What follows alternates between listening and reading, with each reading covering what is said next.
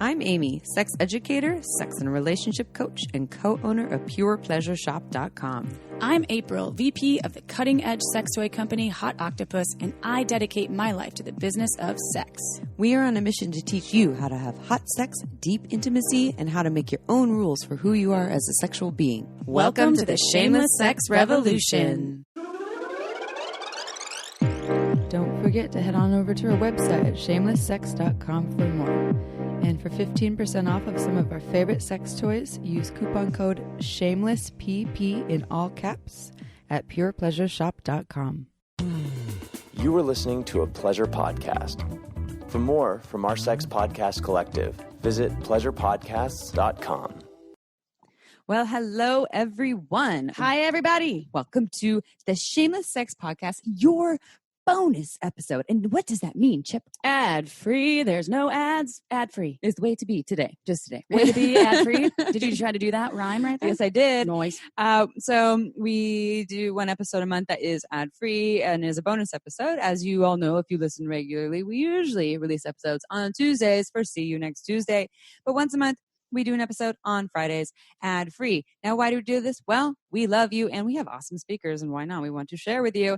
And why do we have ads? Well, you know, we put a lot of time and energy into this, and we love wine. So we need sponsors. That's not the only thing. We buy equipment. You know, we have some overhead over here. We have beloved sponsors, and it's just wonderful to offer something for you all where there's no ads, so we can dive right into the sexy things.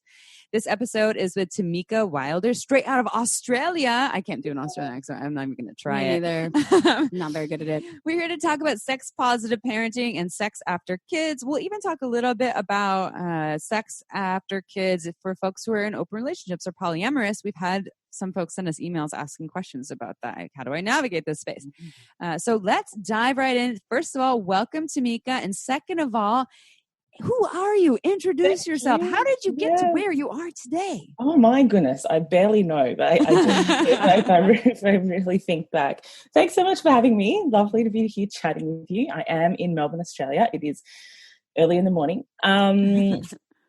Born and raised here. My father's actually from Milwaukee, so I have lots of cousins and stuff in the States. But I'm a somatic sexologist or somatic sex coach. And I suppose what that really means is I work with people's bodies to help them and their nervous systems come into a state of calm and presence so they can have better sex. The somatic part is really just about being of and through the body. The educational focus is around actually affecting our cells and our muscles and the proprioceptors and the breath and that kind of thing. So everything we ever learn is not just with words.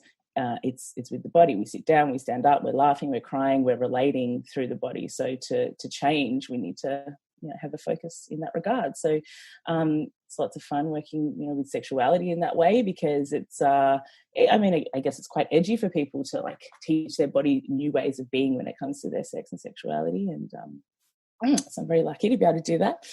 My background, I started working with teenagers and young people actually when I was quite young myself. So I've had a lot of time on the ground, like youth work and social work and that kind of thing, and facilitating programs in high schools around the country and abroad. And I suppose what started happening was I was working with really at-risk and challenging behaviours.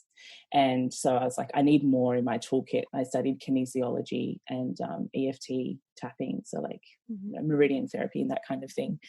And what started happening, I think all my life I've had a sign on my head that said, safe person to talk about really gnarly stuff with, including sex and the deepest, darkest, desires.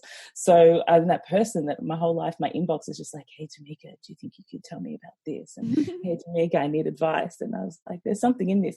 Because then in kinesi, all of my clients were coming to me for sexual health issues. And so, I knew I had to deepen my learning and understanding in that realm and, make myself sex specific. Oh. And that's the one that's hard for people to access. People don't know where to start. So like, I have so many questions, or I don't understand my body, or, there's a lot out there in information nowadays, but I understand why people were coming to you more so for sex. And especially if you have that, I'm a safe person to talk about these things with, is that's really big. Do you think that's like your energy or like your upbringing where you kind of raised more in like an open, because actually we're transitioning to talking about parenting, like what were your parents? Yeah. I think it's a combination actually, because I definitely would not say I grew up in a sex positive household. There's like loads of shame and hiding and taboo actually inside of my home. But I guess, and there could be like a little trigger warning perhaps like at the beginning of this, because, a lot of people have experienced abuse of sorts. That in my childhood, I was victim of childhood sex abuse with a very close family friend. And I do believe that if my household was more sex positive and there was less shame and hiding, then that's something that wouldn't have been able to happen inside of my home. And I think it was from that, and then I went on a whole kind of path of really rediscovering my body, really undoing trauma. That's part of what contributed to the sign on my head, because I had lived experience of actually how to go from completely disassociating from my body, completely disappearing, not understanding why the story is healed and I'm in forgiveness. And, I'm like, oh, my mentality is fine, but why when I feel the beard, someone's beard on my leg, do I still disappear out of my body? That is like the body's holding that memory. And so it was my next chunk of work, and then studying sexological body work and tantra and that kind of thing helped like unpick. So yeah, that's kind of contributes to the sign on my head. From where I came from, then I was like what I was able to learn and move through, I suppose. Which brings us to the first question, which is about sex positive parenting, because you brought up a great point, having that safe space to talk about experiences that you're happening when you're a child. And this kind of leads into what is sex positive parenting and why is it important? And you nailed something so crucial right there with your own experience. But can you tell our listeners, can you talk a little bit more about that? Yeah, I guess it's a thing that I often, when I'm working with parents, I do encourage them to come to their very own meaning of what sex positivity is for them, first and foremost, because there's such a spectrum. So like anyone that we work with, as you would know, it's like some people are ready to, approach a really small thing and they're like, whoa, that's so big for me. And other people are like, throw me in. So it's the same with sex positive parenting. Like I think the parents need to decide based on their values, like what do I want my home to feel like?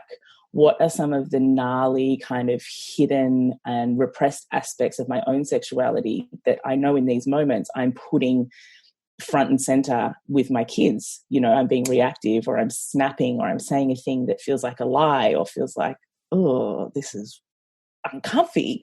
Why am I doing that with my kids? I think that's where sex positivity starts. It's deciding how you want your home to feel, what you want your kids to feel. And the best reference point of that is looking back on your own childhood, like I have, and gone, what was something that I didn't really enjoy? And how would I have loved my mum to talk to me? How would I have loved my dad to talk to me? Thinking about that as an adult and going, all right, how can I then create an environment where I'm doing that for my kids?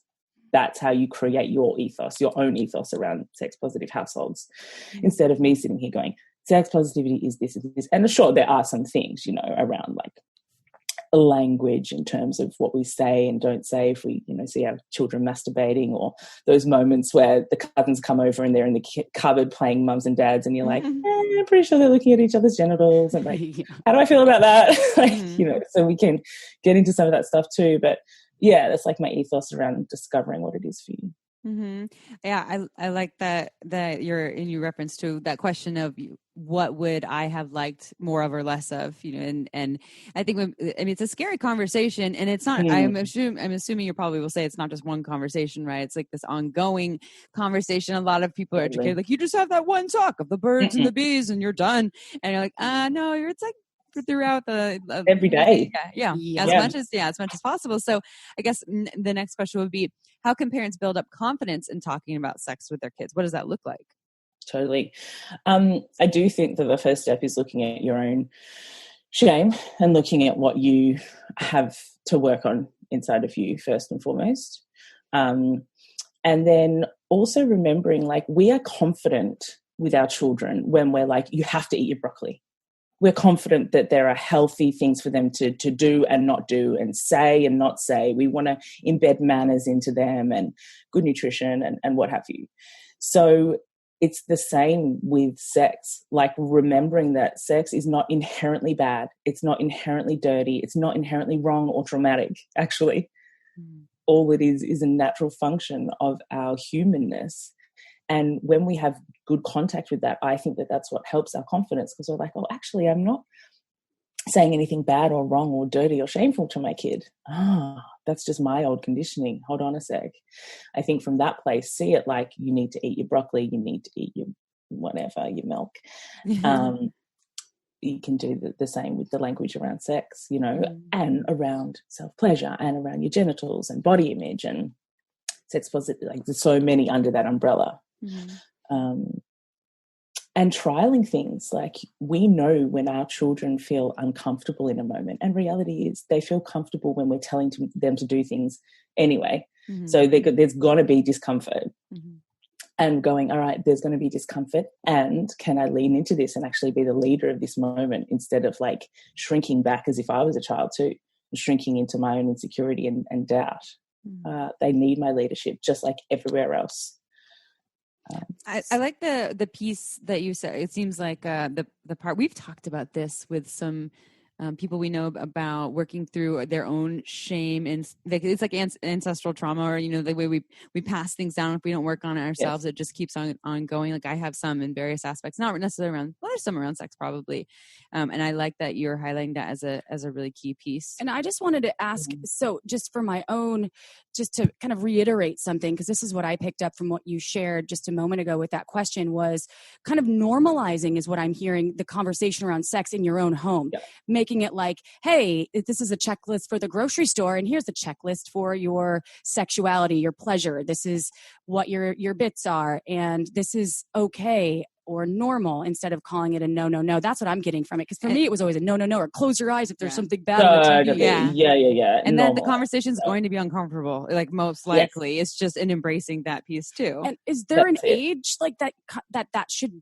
and I don't want to should, right? Because I know it's different for everyone. Yeah.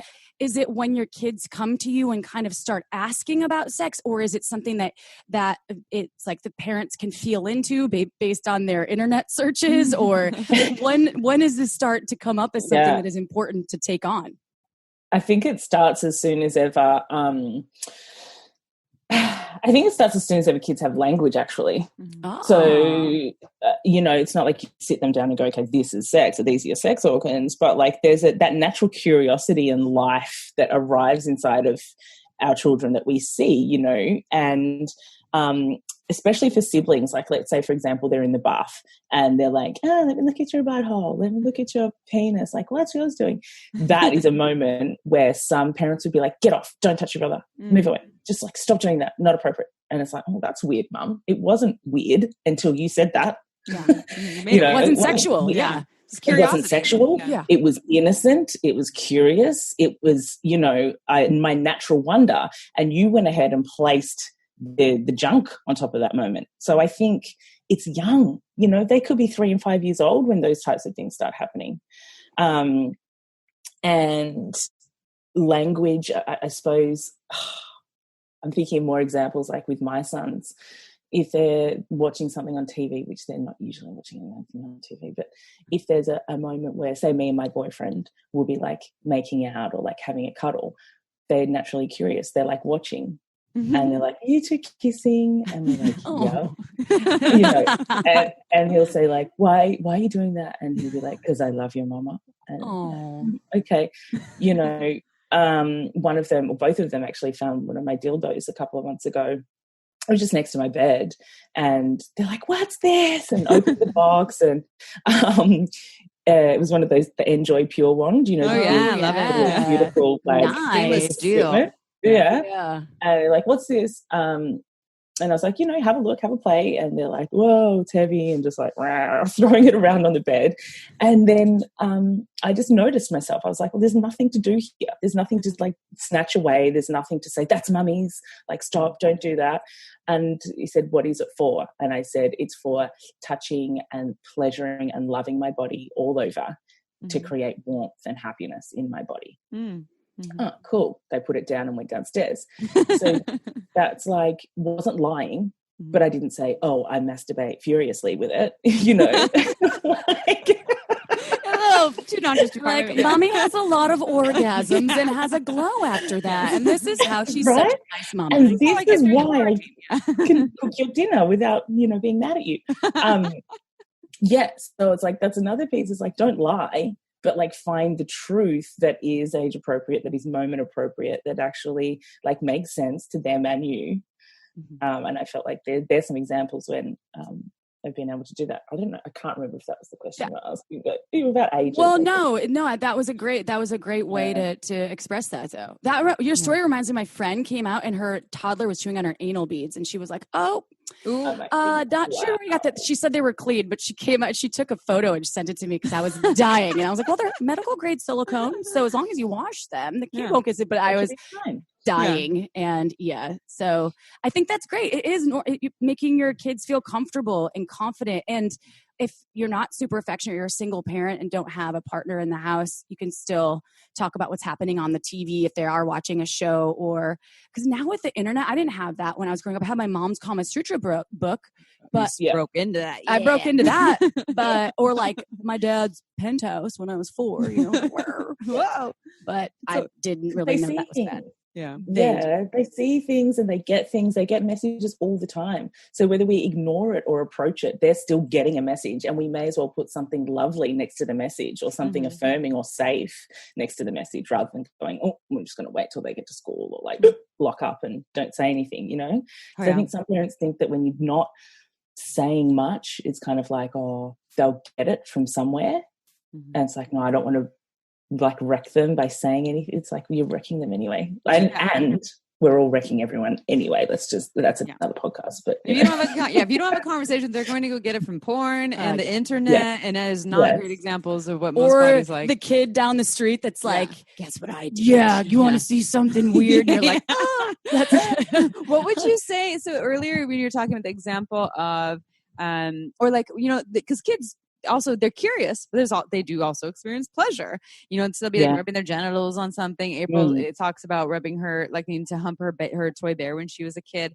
And a lot of parents, so there's curiosity, and there's also like kids' desire to explore pleasure.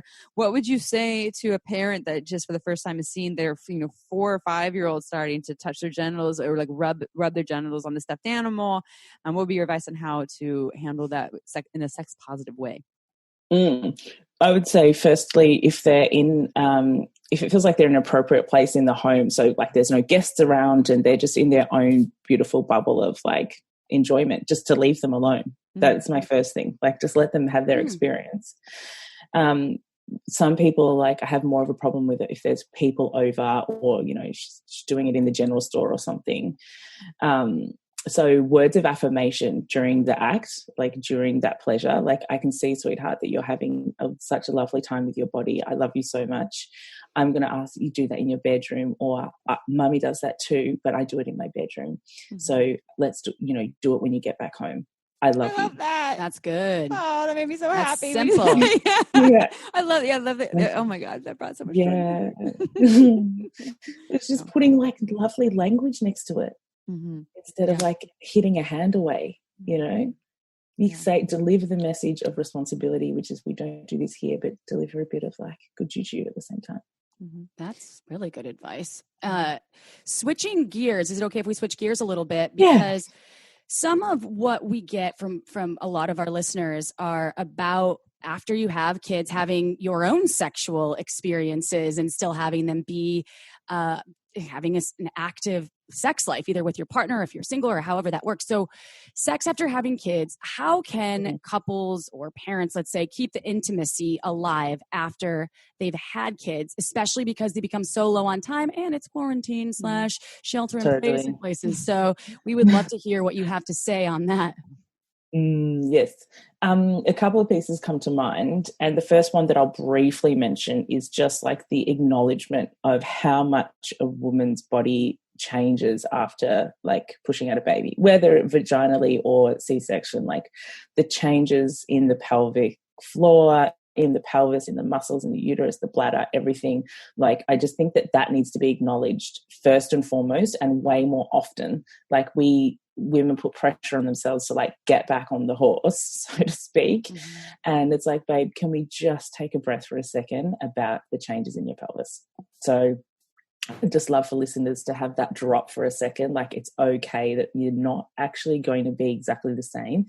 And with a little good chunk of work, like, you might even be better, which is what I've found with my pelvic floor. So that's the first thing.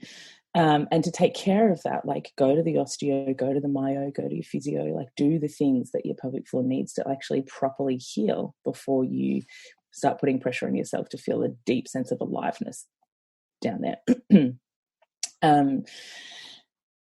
In terms of the relational bit, the first thing that I think is super important is communication. And I know you've probably, like, this is an answer to so many questions when it comes to sex. But I think that what happens inside of long-term relationships is that we get so comfortable with each other's identities, and like, you do this, you don't do that, I like this, you don't like that. We have these like scripts and these rules that we, after 15 or 10 years together and 2 kids, you think that they're just going to be like that forever. So to come home to one another and like do a deep reintroduction and communicate, like, this is who I am now. And part of this is I actually am not sure what I enjoy sexually anymore. This is who I am. And part of that is that I really would love for us to connect in this way 3 times a week. This is who I am. And I don't really know how I want to connect with you, because actually at the moment, most of the time when you put a hand on my body, like, I feel deeply irritated. Right? Like, someone listening right now is like, trigger, like, yes. They're like, absolutely. but this happens. Totally. It totally does. Yeah, it's a hard conversation, but yeah. Yes. So, but without saying anything, you just like ships in the night, or you're just full of resentment, looking at each other like, you're not instigating, you're not instigating, you're not approaching me, fuck you, you're not approaching me. And the resentment. And you go on like that for 3 years, and so you just need to talk first. So that's one thing, 2 things. Yeah. I could keep going. I thought of what Emily Morse says on Sex with Emily. Which says communication is lubrication. Yeah, which is, and it's, comes first before all things, and a lot of folks aren't necessarily doing, but you're talking about really having those tough conversations.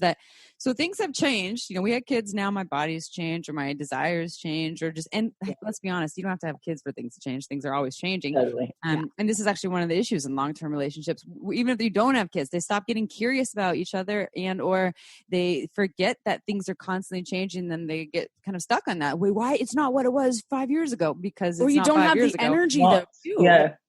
Yeah. So I think there's like accepting that piece of that. Yeah, here's change. And I love how you said that, here's who I am today. And I think this is, you probably were insinuating that this is an ongoing conversation. Like, I know people who do relationship check-ins once a month. We're like, all right, where are we at now? Because it's not like same thing with having the birds and the bees conversation with kids. It's not just one conversation. It just keeps on going. So I love that piece. And then, so I guess, so when people are feeling, what are your thoughts on scheduling time? This is a mixed bag for people like, oh, it's not sexy. But I would imagine when you're low on time, you have 1 or more kids, you have these little windows here. It's either like, I guess spontaneous, the window is here, so we go for it. But like, and whatever it is, or do like, what are your thoughts about that? Yeah, I'm into scheduling. Like, it's something that I recommend, because when we attach so deeply to spontaneity, I think it's just it's a myth. Like, it's actual bullshit inside of long-term relationships with kids. Like, we want to fall into the Hollywood like makeout session when, the kids are asleep. It's no. So yeah, I'm a big advocate for scheduling. We schedule everything else, anything that we want to experience inside of our week, our month, or our year, we plan. So why on earth do we think that this function should be any different? Just because we're humans and it is a natural function, yes, but actually the way that our sexuality arises in moments inside of our bedroom is not supernatural anymore. Like, it feels really natural when you're in limerence, when you've first like met one another, right? and you're like, there's that magnetism, that's probably the most spontaneous it's ever going to get. Like, beyond that, we need to recreate and like change the narrative around how we approach one another. Mm-hmm. If we decide that we're going to spend our lives with these people, then we need to not be super attached to things like, I need it to be spontaneous and it's not sexy if it's not. Like, that's a bullshit story, I think, mm-hmm. that you're just like wrecking yourself with. Yeah, kids aside, I agree. Yeah, like whether you have kids or not. I've worked with people before where one or both the partners, timing was issue. They didn't have kids; they're just busy at work, and one was so opposed to scheduling. People get so caught up in the shoulds of how relationships should be. I'm guilty of that, actually, and thinking like after I went through a divorce that my new relationship, my new partnership should be these things because I'm this mature, and I'm like, what the fuck am I doing to myself? I'm boxing myself. And kids aside, my partner has 3 kids, right? And that does have an effect on how we can connect, even though they're older. It still is significant. And so the should, I think, is letting go of that as a huge piece that is important, and creating your own rules, which is what we talk about, and having the conversations that sometimes, as you mentioned, Tamika, aren't easy to have all the time, but letting go of like the bullshit of like, hey, the spontaneity is gone. And one other thing I like about scheduling is what our friend Lisa, who was a guest on our show, she said her and her partner, they're like super sexy. They're like, she's like 60 and it found the second love of her life, and they have amazing sex all the time. I think I've heard them before. And she says that they schedule sacred intimacy nights. I'll take the word sacred out. It's a little wooey for people. Just intimacy nights, date night. And it doesn't mean penetration. You go in with this open mind and say, where are we at in this moment? Like, okay, in this moment, I want to cuddle, I want to make out, or I want to just like hold your hand, or let's just go for a walk and watch the sunset and then see what happens, instead of, so it still is all about intimacy and connection and sex, but sex, you broaden the definition of sex, and you don't give that up. You're not like, oh, I have a headache, I just want to watch my show. Like, no, this is important as part of the connection and maintenance. So absolutely. I love that you said that. I was like, that resonates with me. I don't like goals. I like certain goals, but like having the goal of like must have penis in vagina, or whatever, my pussy on your pussy. So, no. Totally. Yeah. Super important to get that off. And it reminds me of like these moments often inside couples work is like that they have a different relationship with what intimacy is actually. So someone's like, oh, I thought intimacy is when we could hold hands on the couch and have a cup of tea and chat. And then someone else is using the word intimacy for like, oh, I thought that was penetrative sex for us. Yeah. And it's like, whoopsie. Yeah. Glad we're talking about that. That's a bit different. That's what you meant when you said I'm never intimate. Yeah. I thought I was. Oh. I hold your hand all the time. Yeah. What are you talking about? No, I want you inside of me. That's so funny. That's cute. So I have a question, because we actually have never talked about this in the show, and you work with polyamorous parents. And so I guess there's probably I'm assuming, and I won't try to assume and project, but I'm assuming there'd be a lot of challenges for poly parents, and also for folks that are swingers or open, etc. So can you talk about maybe some of those challenges and maybe some solutions for those folks out there? Sure. There are. So firstly, I don't work with lots of polyamorous parents because it's actually a huge, well, at least in our culture here in Australia, having children is a really big barrier to entry for open relating. So I bet a here lot too, of probably, like maybe everywhere, but it's like, oh, I don't know how you could do that with kids. It's like, oh, I'd love to open up my marriage, but we have kids. It's like, okay, so we can work at that point in like helping kind of unlock what you subscribe to and surrendering to inside of your beliefs and inside the culture that says that you're not allowed to do a thing. Anyhow, so it's probably mostly about my experience, I suppose. Like, so I have 2 boys, 3 and 6, almost 4 and 6, and a partner of 10 years, and a boyfriend of 2 years, 2.5 years, and wow, it's kind of exhausting, actually. And the most amazing flavor of magic that, I've ever been bold enough to like really opt into with my whole soul and mind and intellect. Dealing with things like our attachment styles, our love languages, communication, obviously, and full transparency with the boys. That, I guess, has been, they're the foundations of what we're able to continue to choose every day, every week. The biggest pieces, I think, are looking after everybody's needs. So constant check-ins, constant conversations, pulse checks.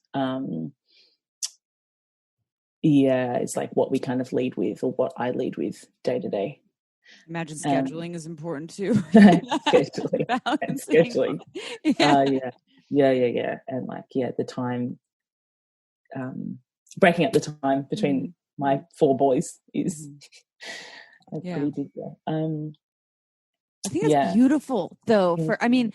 I just love I'm not saying everyone is a polyamorous or a swinger or any of that stuff at all, to each their own. I think it's beautiful. I'll just generalize this. When young people see complete transparency and role models who are showing love and all the formations that it can come in, and that the diversity of love, and that it's about honesty and respect. And because most kids whether it's in a lot of monogamous households, they don't get that. They still don't get that. So there's something, or people who are getting a divorce, and they have anger and they're hurt about it, but they're actually modeling that now they still love each other perhaps, and that this love has just transformed and transitioned, and you don't have to just exile this person from your life. I mean, again, monogamy chooses that. So it's power. It's a powerful message. So how are your boys in witnessing that? How do you think it's affected them? They're great. I feel like it was very important for me to not sell the image of like, this is what a successful home looks like. This is perfect. Yeah, there's a mum and a dad and, 2 kids, and you might have a dog, and you live in a house and there's 2 cars. Like, no, that was never, ever going to be what I wanted to model. And I'm like, actually, back to my values and what I believe to be true about the world and love and life is that there is many different types of love, many structures, many ways that we can like be in this culture together. Like in our street, we have a family with 2 dads and a kid. We have a family with 2 mums and 2 kids. And we're over here in the poly house, and, it's like, cool. This is, look at it all. And so I think that they really benefit from having different versions of like the dada archetype, like one of my partners is an artist and he's a musician and he's very like quiet and creative and a dreamer. The other one is very practical. He builds things, he's skateboarding and, with the hands and cooking. And I'm like, wow, there are 2 amazing versions of, the man in inverted commas, like, that they can see, and they do really, really well.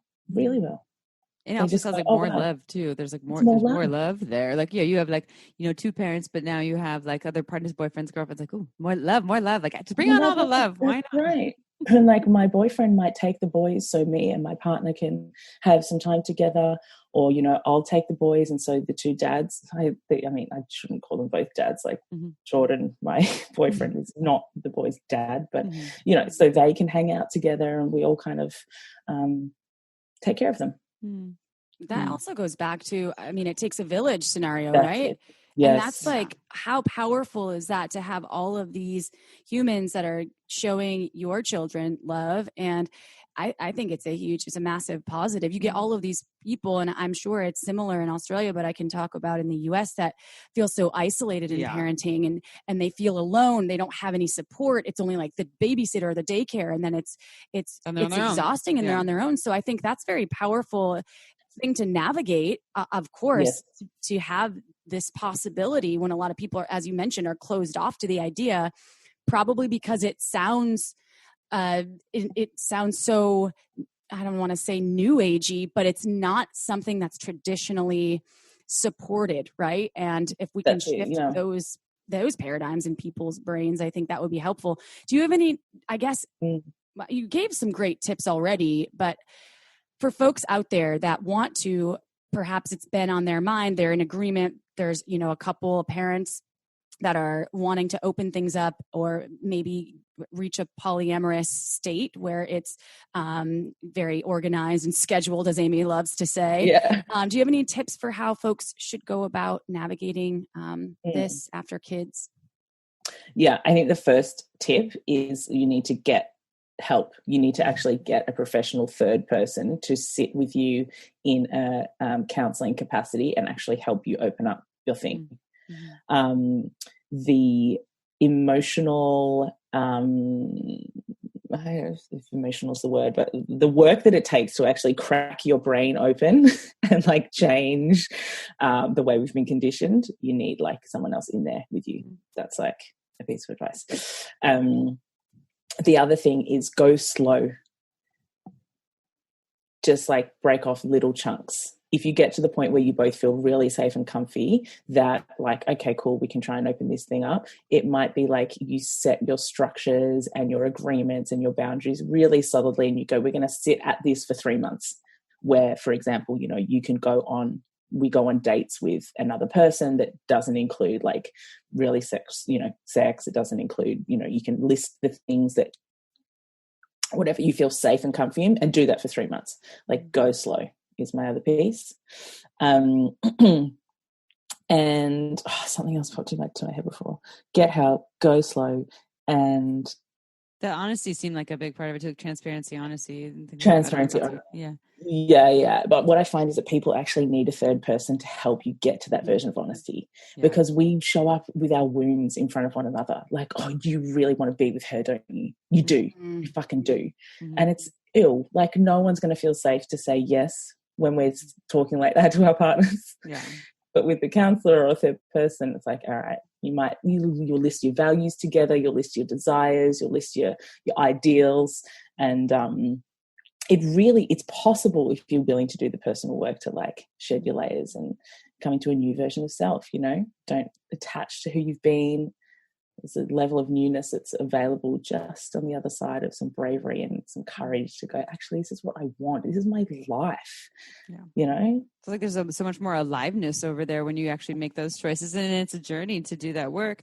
And on that note, we said about hiring someone, like a mediator almost. Well, I was going to say not all therapists or coaches are comfortable talking about sexuality or specifically open relationships, poly relationships, kink relationships. So find someone, you probably like with the work that you do, right? Someone who that's something they're comfortable talking about, and they'll have that either in their bio or you can do a consultation with them. Totally.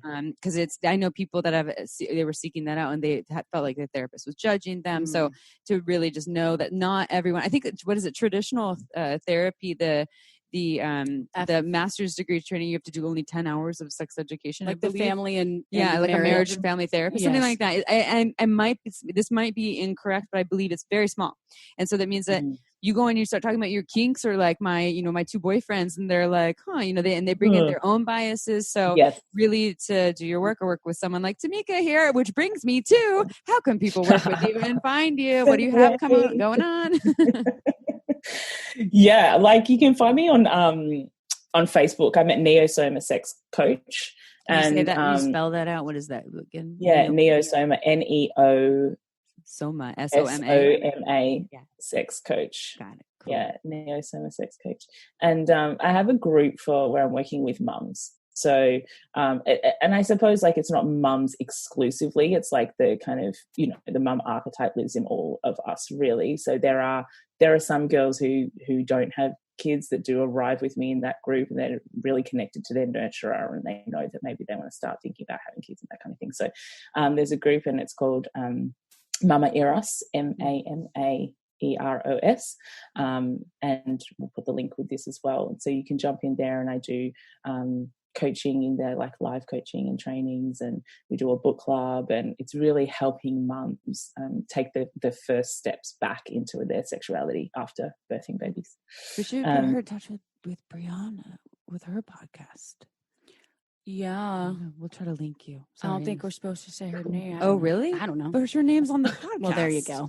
Postpartum stories. Yeah. Yeah, actually, that would be a great thing to have you talk to one of my closest friends about. Like, she has a wonderful podcast about postpartum stories. Yeah, beautiful. So, yeah, you would be a great contact for her. And I think that what you're doing is incredible, Tamika. And I really hope that your 2 little boys know how amazing their mama is. And it seems like they've got really good guide on their journey of life. As I thank you. That's very nice of you to say. And thank you for sharing your wisdom and your work with us and our listeners. I know they're going to love this. You cracked open some things that we haven't touched on yet. So this was really, really great. And I love your delivery and your advice is wonderful. So I'm not a parent, but I appreciate it. My dog, maybe I can be a dog mom and have all of those things. She's stepmom-ish, so exactly. Momish, we're all in community with children somewhere. Aunties, uncles, caregivers, I'm an auntie for sure. Yeah. Well, we hope that you have a beautiful tomorrow, because you're in our tomorrow right now. You're in the future. Yes. And to all of our listeners out there, thank you for joining Tamika and Amy and myself for this bonus ad-free episode. So I'm not going to tell you what to do or links to click other than go check out Tamika's, her link that will be on our website as well. And I will ask you, though, 5 stars on iTunes, because we love you. I read them. Amy reads them. Sometimes we laugh. Sometimes we cry. Sometimes we make funny videos. Sometimes we make funny videos. So check out our Instagram if you haven't. But we love each and every one of you shameless sex revolutionaries. We'll see you next Tuesday and occasionally on Friday. Ciao for now. Don't forget to head on over to our website at shamelesssex.com for more. And for 15% off of some of our favorite sex toys, use coupon code SHAMELESSPP in all caps at purepleasureshop.com.